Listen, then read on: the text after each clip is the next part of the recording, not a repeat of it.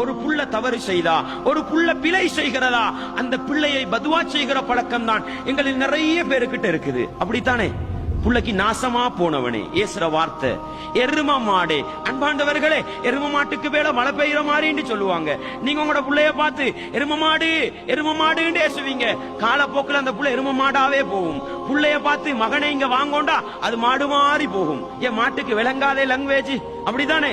அன்பாண்டவர்களே, இஸ்லாமிய உறவுகளே, பதுவா செய்கிற விடயத்தில் மிக மிக கவனமாக இருந்து கொள்ளுங்கள்.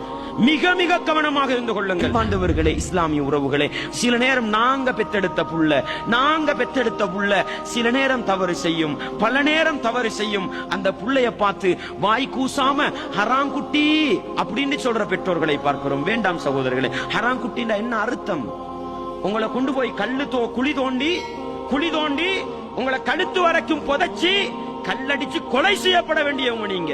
உங்களோட வௌத்துல சுமந்த புள்ளைய பார்த்து ஹராங்குட்டின்னு சொன்னான். அது லேசான வார்த்தை